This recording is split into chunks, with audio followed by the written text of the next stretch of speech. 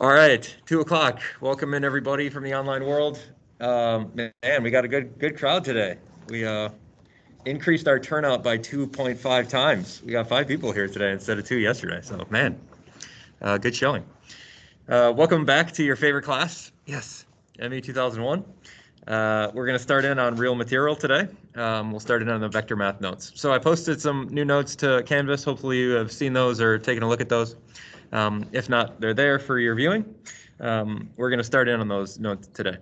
I am putting together your first homework, which will be due probably next Tuesday. I think I'm going to release that, sometime tonight probably. So I'm putting it together, almost done. It's going to be on some of the vector math stuff that we're talking about now, and then it'll be due next Tuesday. So look for that on Canvas. I'll probably post that sometime tonight. Okay, how do we like the meme today? It's a good unit reduction, right? English teacher approved, question mark? All right. So let's get on with it. We're going to dive in on vector math first. It's kind of a foundational topic for this particular class. But maybe you have seen some vector math in other classes in the past, particularly like physics, and I think in your calculus class you talk about it a little bit. So some of the stuff that we do today might be sort of redundant from some of the other things that you've seen, but is really something that we need to do to sort of like build a foundation for this class. So some of you may have had this already and it might be a little bit slow, but I promise you, you're going to be begging for slowness and easier stuff come like 2 weeks from now, okay? So enjoy the slowness of this vector math lecture while it lasts, because we're going to go from 0 to hero real quick, all right? Then let's dive in. Let's do it. All right, so the topic today is vector math. Oh boy, I'm still like trying to get used to the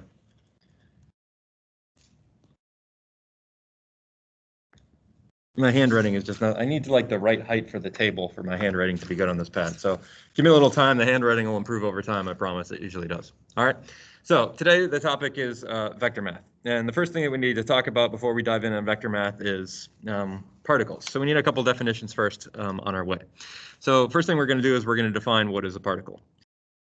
So particles are basically representations of something in the world. And when we think particles, usually you think of something small, but it doesn't necessarily have to be small. So if you think about like doing analysis on like a bunch of planets, you might consider like the Earth as a particle, all right? This small little thing that's rotating around this other thing, and the Earth ain't small, right? So it's just like this physical representation of like something small that we would assume has no volume for some sort of analysis. Okay, so this is a point representation of some body.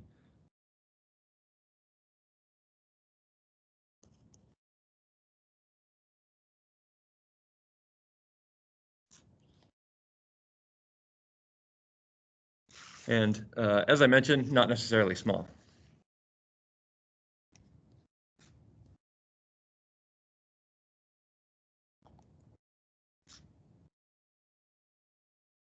Like an example would be like the sun.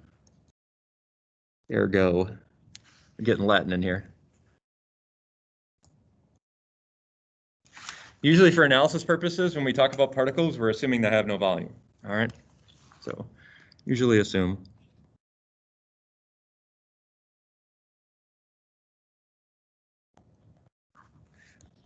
no volume.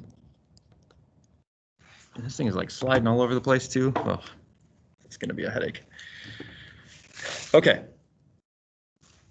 So why do we need to define particles? Well, because the forces that we're going to talk about in this class, most of the time we're going to be talking about forces that are acting on a particle or some small little representation of something. So if I've got a cable and I'm pulling on something, I'm pulling on like one particular portion of a body or like a particle on that body. All right, so if you think of like a hook, I'm pulling on the hook, I could represent the hook as like a particle. All right, so nice to just define that and get that out of the way. Now let's move on and let's define a force. What is actually a force?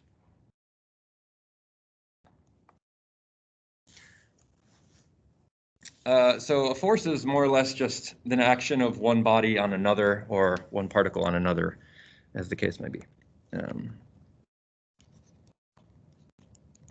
This is how your book is defining it.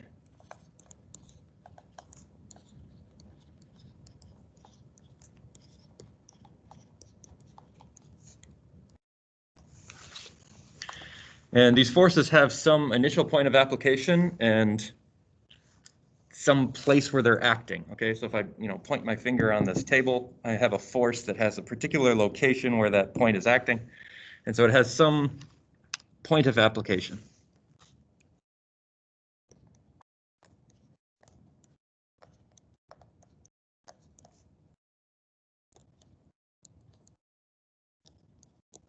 Okay. And a force is a vector, so it will have magnitude and direction.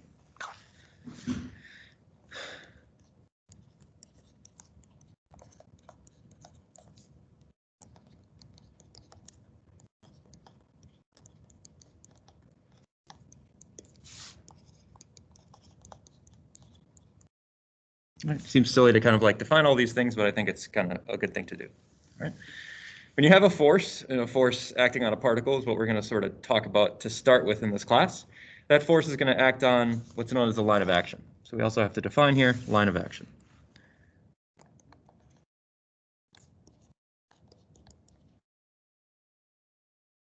Okay. And this is like an infinitely long line that the force acts upon.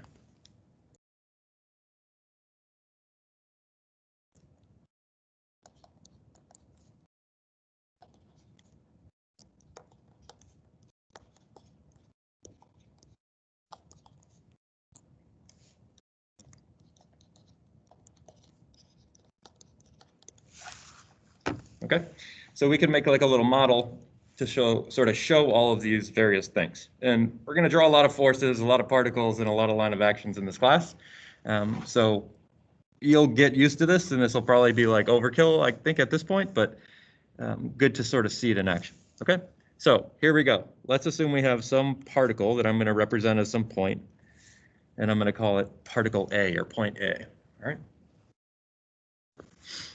We could just draw on here some random axis. I haven't really defined this, but let's just say that this is some arbitrary axis.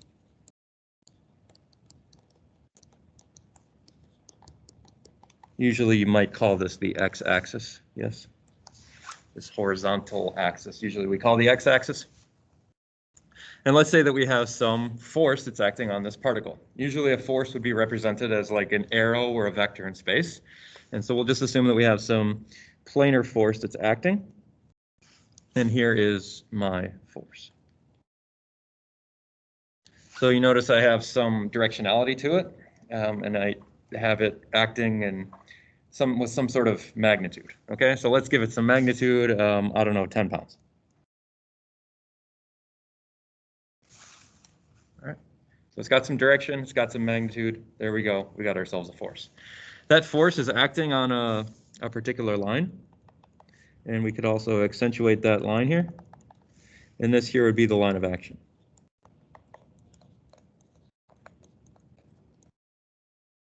Okay.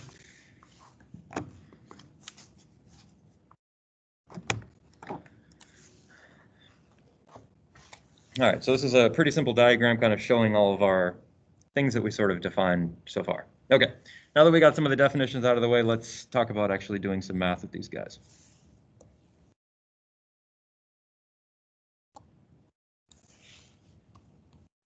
All right, I've sort of alluded to this, but let's give a real definition to vectors.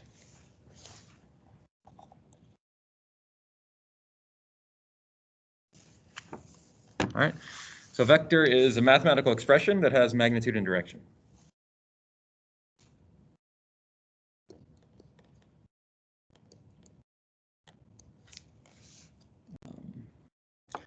I don't know what I want to call this, a mathematical thing. I'll say mathematical expression.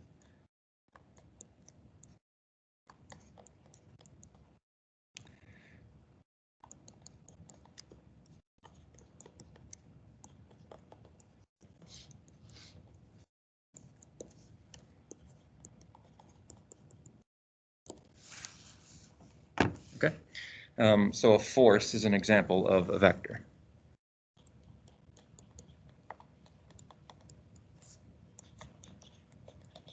Forces, weights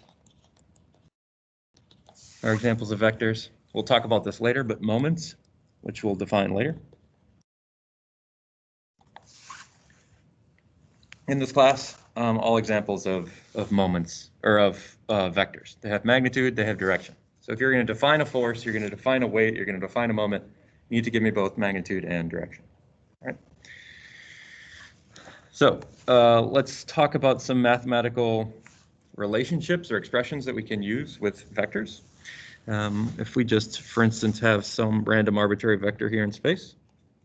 Here's some vector, let's call it the vector p.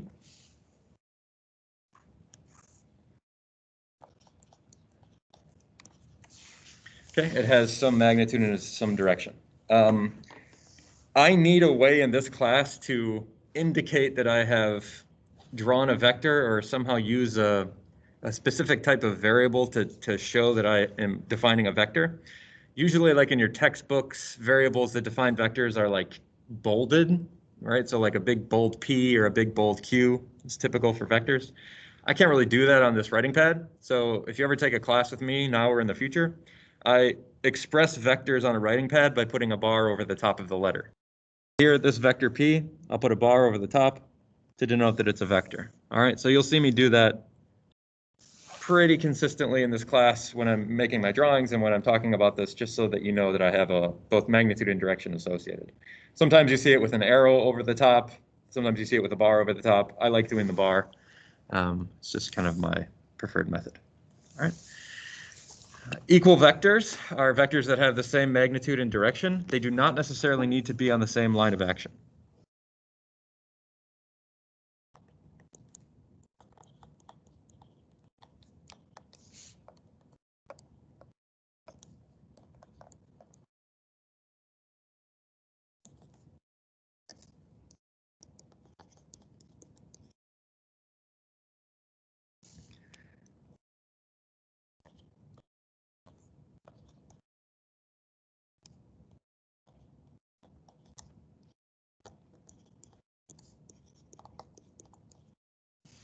Okay, so if a 100-pound person is standing next to another 100-pound person, their weights are equal weights, okay? The same weight, the same magnitude of that vector in the same direction. So an example would be like, I have this vector P. I could have another vector that's right next to it that has the same magnitude and same direction. Let's call it P prime. So vector P, and then another vector here that's vector P prime. And we could write that vector P is equal to vector P prime. Even though they're not on the same line of action, remember here that your line of action is sort of the line that runs infinite length along where these forces are acting. Not necessarily on the same line of action, but they have the same magnitude and direction, so they're equal. Opposite vectors have same magnitude, but opposite directions.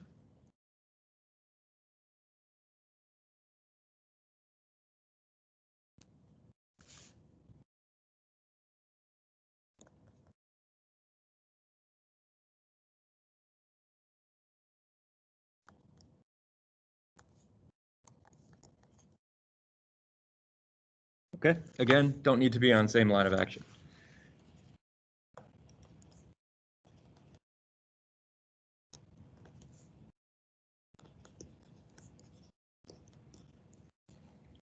Okay, so if we want to go back to our example with the vector P.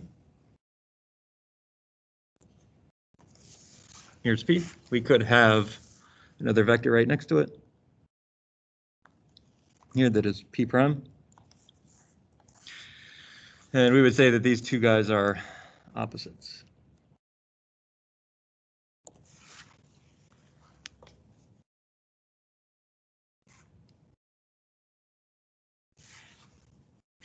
Same magnitude, different directions.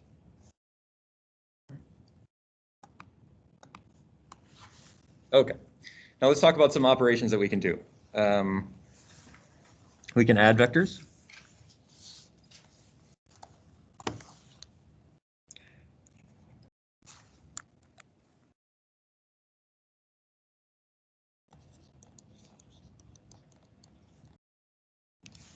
Okay, and your book likes to teach the parallelogram law, and I kind of like that idea.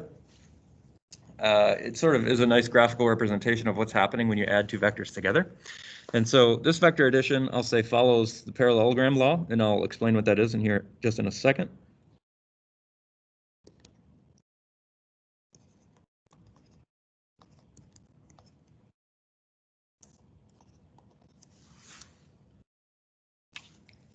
And what that means is you're basically making like tip to tail connections between the vectors.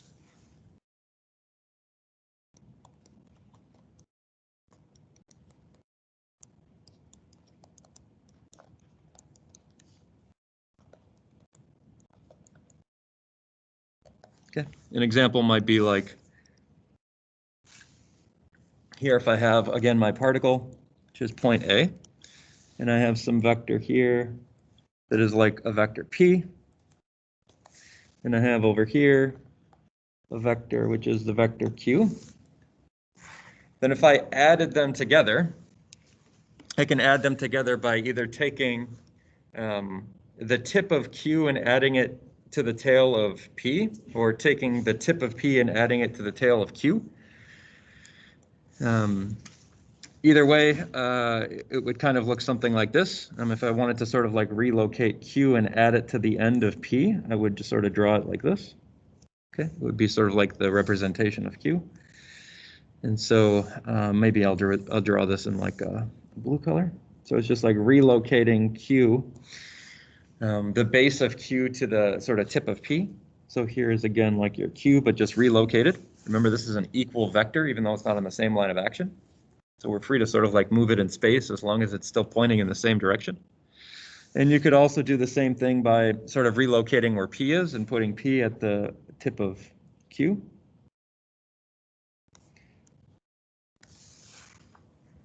And so when we do this, we form this like parallelogram. That's how you get this like parallelogram law, okay? Maybe my art isn't the best, but the resultant here, if you're adding P and Q together, you would get the vector that looks like this. Okay, so here is the vector P plus Q. You might call P plus Q a resultant vector, sometimes labeled as capital R.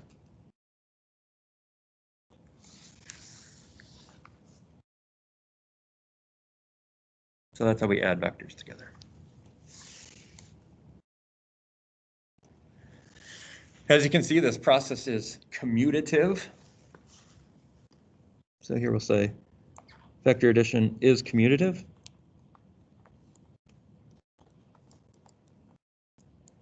So what do I mean by that? It means that the order of addition of the vectors is irrelevant. So the vector P plus the vector Q is equal to the vector Q plus the vector P. We sort of saw that in the previous example. This pathway here would be like Q plus P to get there. This pathway here would be like P plus Q to get here. So regardless of the direction that we go, we're still going to end up with the same vector. Pretty obvious, sort of makes sense, but good to show that directly. All right. It's also associative.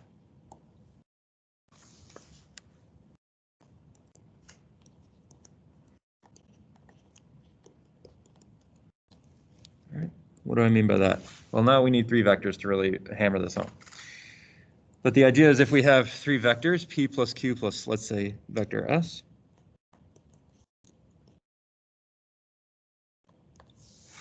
this is going to be equal to, could sort of rearrange how this is going, but if we add P plus Q and then add S to that, it's the same as vector P plus adding Q and S first. Okay, so maybe we can sort of draw what this actually looks like. So let's say I have a vector P, I have a vector Q, and I have a vector S. Well, P plus Q plus S is just this guy.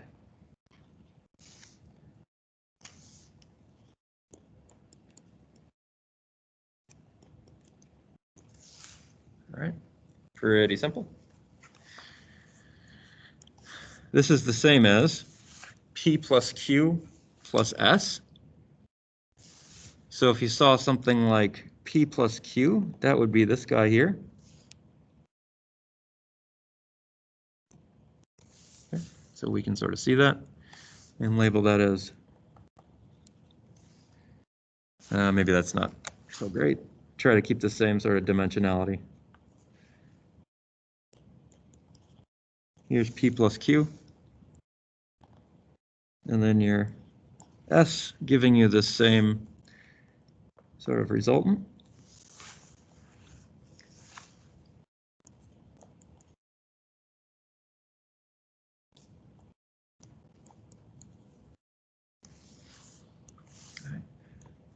And this is the same as P plus Q plus S. So if you saw like Q plus S, that would be like this guy here.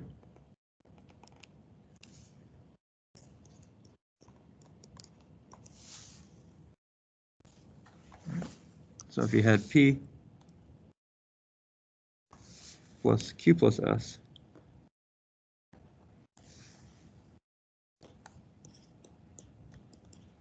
you get it the same result.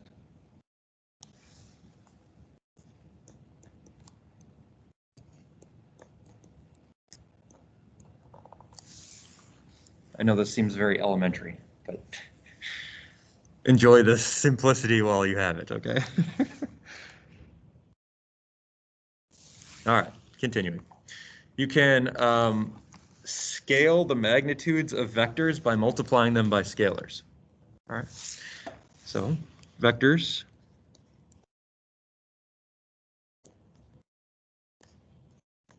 may be multiplied by scalars to scale their value. It's part of the reason they're called scalars.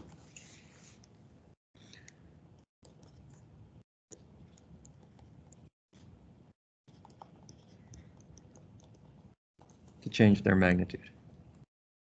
Okay, so if you again had some vector P,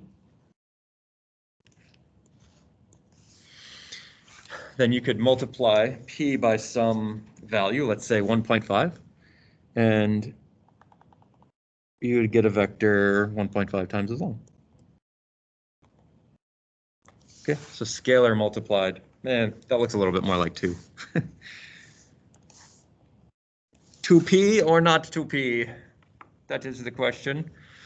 Notice the direction does not change.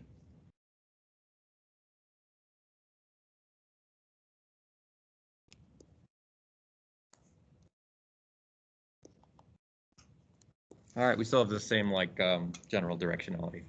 Could multiply by a negative number to sort of flip your arrow. So here is negative 1 times p, approximately. All right, get the idea.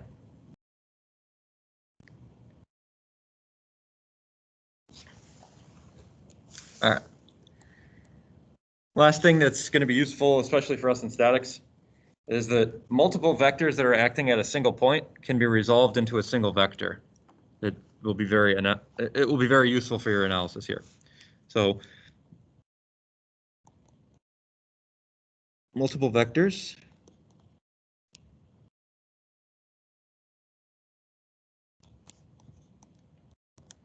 acting at a particle or a point, if you'd like, may be resolved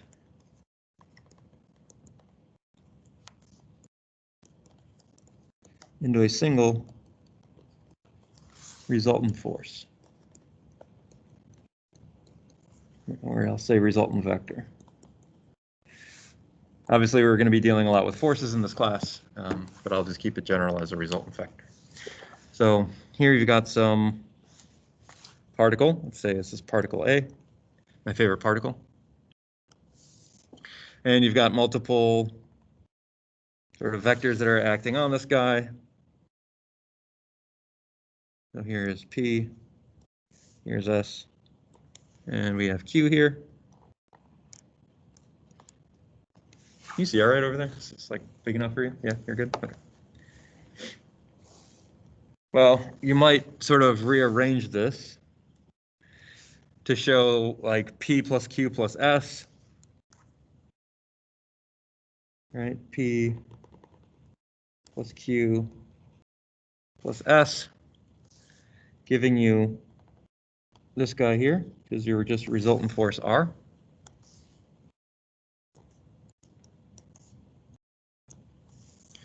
And so these things are more or less equivalent if you wanted to just show this as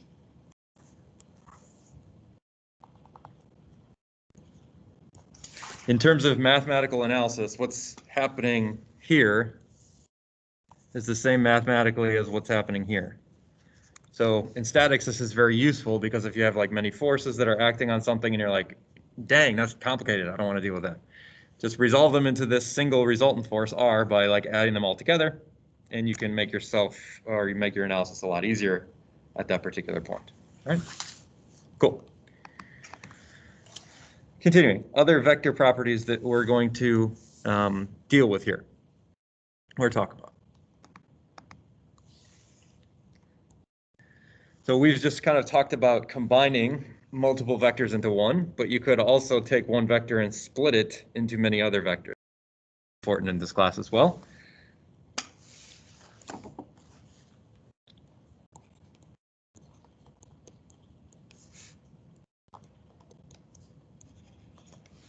Let's say split or separated or resolved.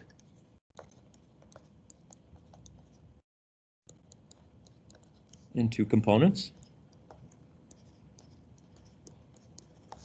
By sort of like reversing everything that we've sort of done so far.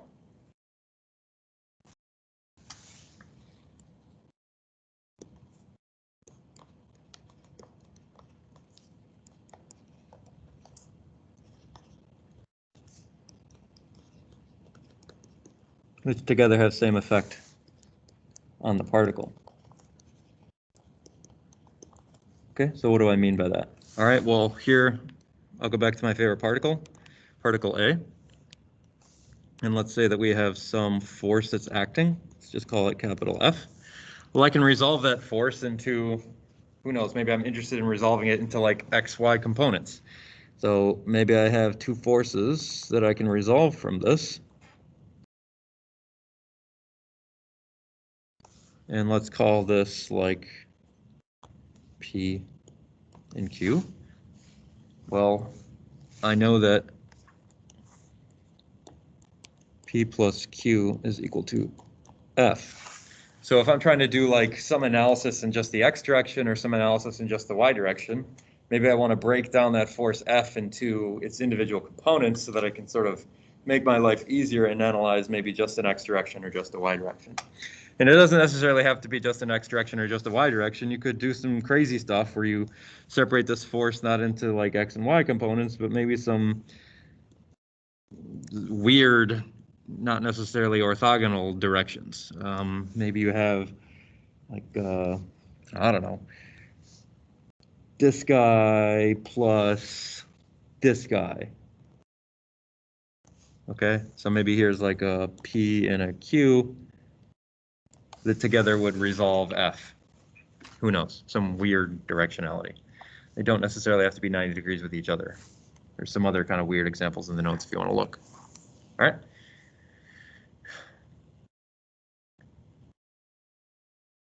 And it doesn't necessarily have to be broken down into just two forces. You could break it down into 3 or 4 or 5 or whatever if you wanted, provided it's useful. Infinite ways, more or less, to sort of resolve this. All right. Last thing that we'll talk about before we do an example problem is some useful trigonometric relationships which pop up when we're doing vector analysis.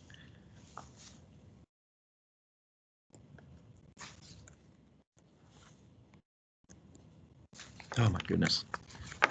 This thing like just keeps like sliding.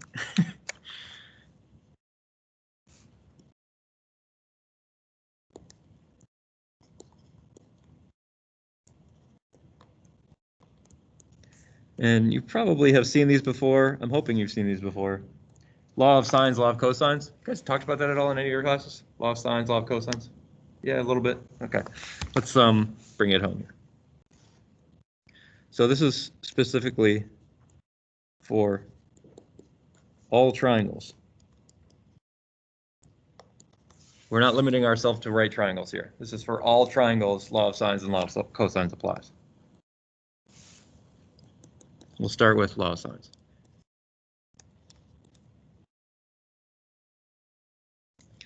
Law of sines says that if you have some triangle, and I'll just make some arbitrary triangle out here so we can kind of just have a reference discussion point. And we have like angles capital A, capital B, and capital C. Then we have side lengths that are opposing that, which is little c, little a, and little b. Maybe I should have picked a different variable for c because it's hard to define a little c and a big C. So let's use capital D here, and we'll use a little d. Maybe that's a little bit better. My triangle's real bad. All right, so if we got these angles and these side lengths defined, then our law of sines is basically the following. Sine of angle A over side length A is equal to sine of angle B over side length little b. This is equal to sine angle big D over side length little d. All right, this is what your law of sines says. And this is useful if you have like multiple side lengths known and the angle opposing. So I'll say best if you know a side length and opposing angle.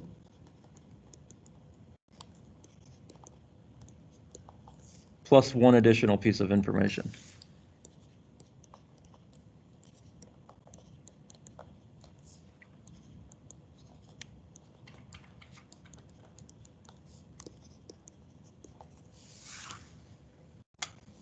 So best if you know a side length and opposing angle, plus another side length or angle. That can basically solve the entire triangle for you then. Okay. All right. So that's law of sines. Also, its cousin, it's cos, law of cosines. And this is best if you know two side lengths and the angle between.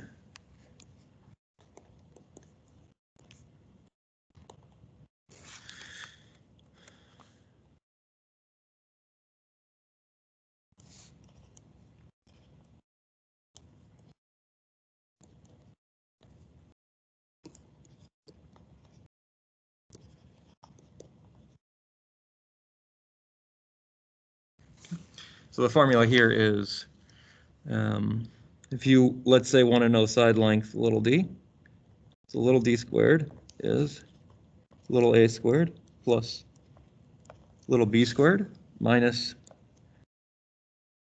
2 times little a times little b times the cosine of the angle between them, which here is capital D. Okay.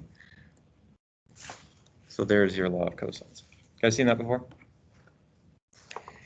So when the angle D is 90 degrees, this simplifies to Pythagorean theorem, right? It would be D squared is A squared plus B squared. So there you go. All right, let's do one quick example and we'll get you out of here for today. Give you a second to keep going on this. Looks like some people still copying down.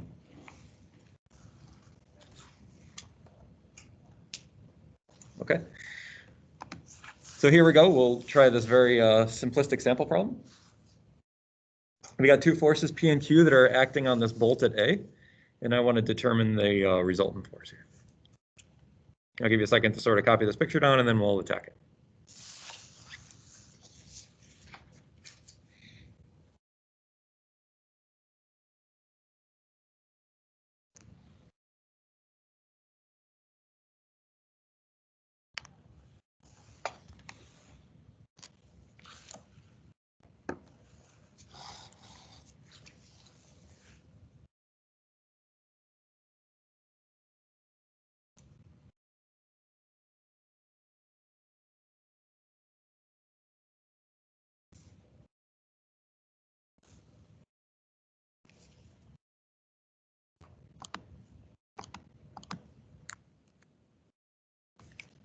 I'm just gonna bring this placard into the writing pad, so just keep going, okay? 1 second.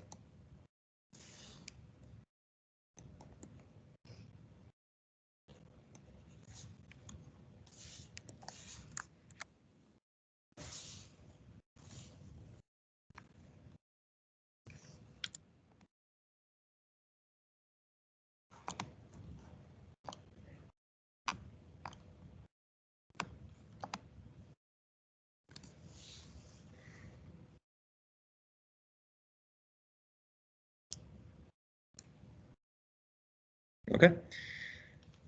So let's give this guy a go. We got these two forces, P and Q, which are vectors. They've got magnitude and direction.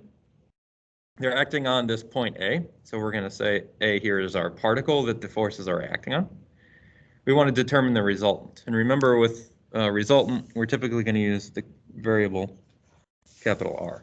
All right, so that's what we're going to do here. All right, so the resultant we're going to find, which is going to be P plus Q. Mind your P's and Q's. All right, a couple ways to do this. I think the easiest is just going to be like this parallelogram method where we P plus Q. And we're going to create a triangle with P on one leg, Q on one leg, and the resultant R on the third leg. And we'll use either law of sines, law of cosines to figure out what's going on. So let's draw all this stuff, and we're going to draw this with P and Q together with like the tip to tail method. Okay, so let's redraw.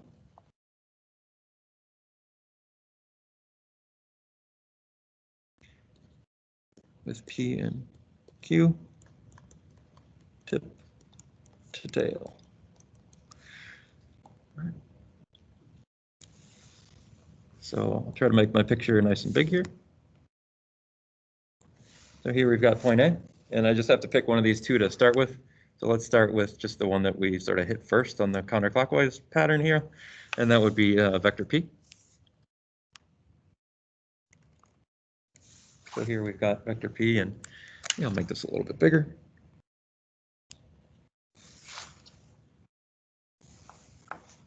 Okay. I'll make myself some reference horizontal because I'm given that information in the problem.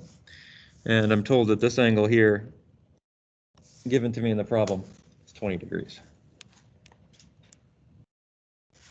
The temperature of my heart. Okay. All right, and this vector P here, this is 40 newtons, given in the problem. Next, I want to take vector Q and sort of put the tail of Q at the tip of P. So I'm going to do that here. You'll get something that looks like this. Or here, this is Q, which is 60 newtons.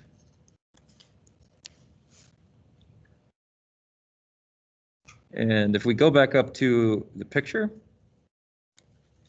we're told that we've got an angle between these two, which is 25 degrees. So I can sort of come back to my drawing here and represent that as this angle here, which is 25 degrees. Okay.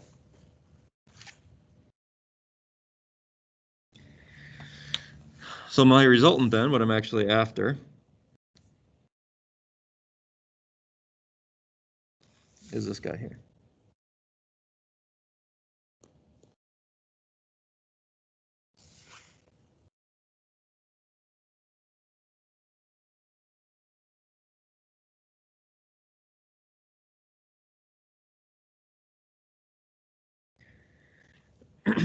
So here I'm going to leverage either my law of sines or law of cosines. Right, I've got like this side length here of this triangle, which I know, which is 60 newtons.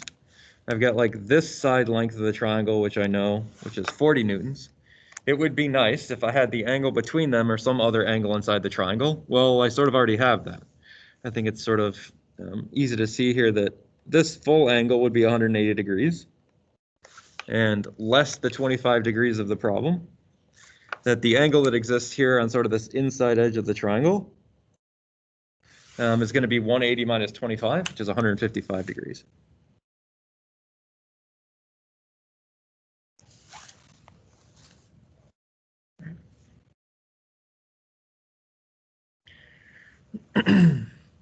So now I have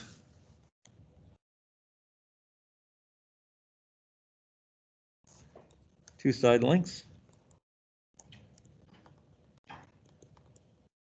an angle between. That means I'm going to use law of cosines. All right. The law of cosines will get me what is the magnitude of the resultant force R.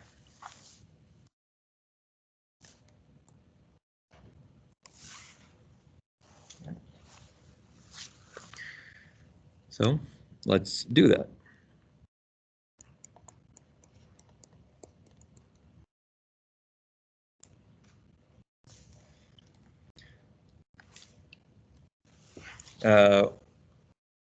When we talk about magnitudes, I'll use two straight vertical lines around the vector to denote that I'm only talking about its magnitude at a particular portion. So we're going to see that here because we're only talking about the magnitudes of the vectors. So when I say something like this is 40 newtons, this is the magnitude of the vector. So it would be a little bit more accurate to actually put straight up lines on the side of this to say that the magnitude of this is 40 newtons. The magnitude of Q is 60 newtons. Right? So now when I go to my law of cosines, I'm going to just be dealing with magnitudes here.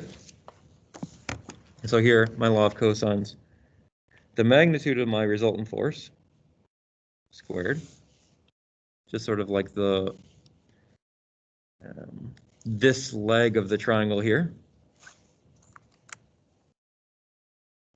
is going to be the two side lengths that intersect the angle opposite of R, which is like the magnitude of P and the magnitude of Q. So this is magnitude of P squared plus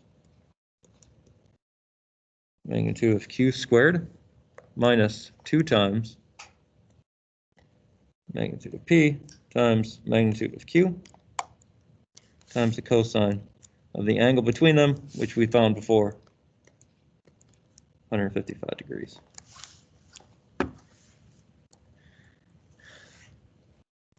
All right, so let's put some numbers to this.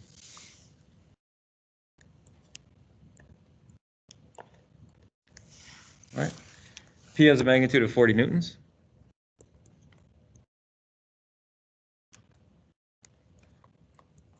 Q, 60 newtons.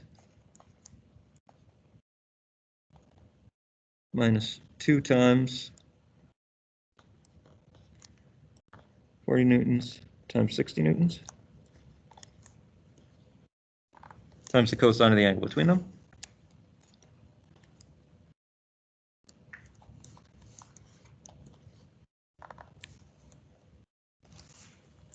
And we can work out the math here and find that our resultant force magnitude is going to be 97.7 newtons. Okay, so that's all good and dandy.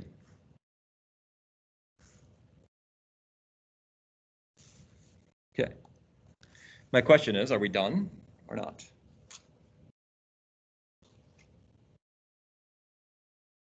What do I need if I want to fully define a vector? I need magnitude and direction. Direction, yeah, thank you. So I've got the magnitude. Now let's get the direction for this particular vector. And we can do that in a variety of ways. But if we go back up to our picture, I'd say the easiest way to probably do that is to figure out like what is this angle here? And maybe let's call this the angle, what do I call it in this problem? Phi. All right, so we got to find phi. And if I wanted to find phi, I would have to find this angle here and add it to 20 degrees. And so let's call this angle here alpha. Fish, if you'd like.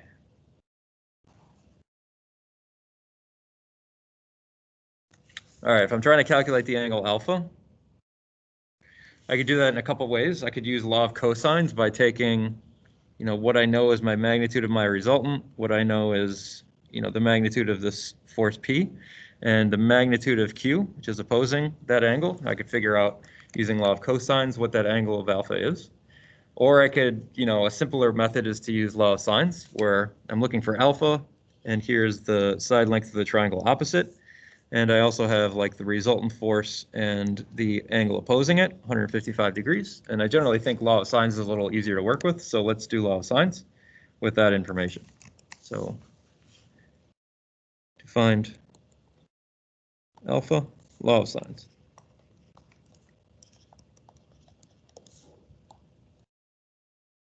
Okay, where here we have sine of alpha divided by the leg of the triangle that's opposite of that angle. So that would be the magnitude of Q, which is 60 newtons.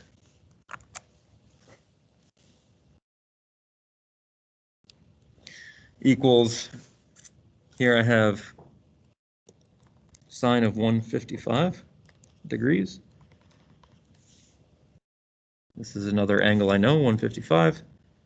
And the magnitude of the leg of the triangle opposite of that, which we calculated before, 97.7.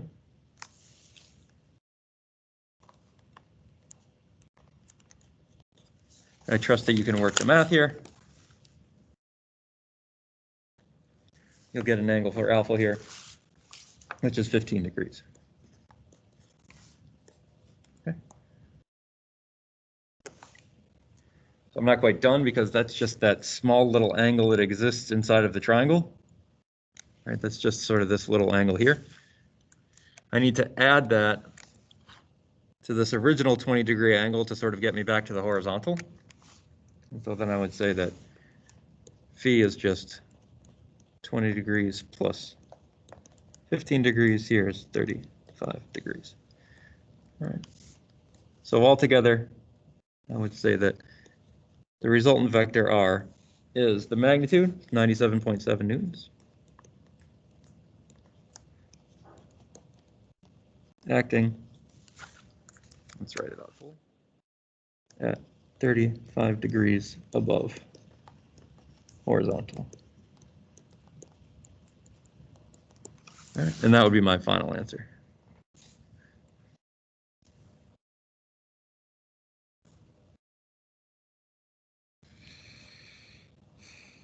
We'll have a little bit more elegant ways to define vectors as we progress with the class, but for now, this is a good a method as any.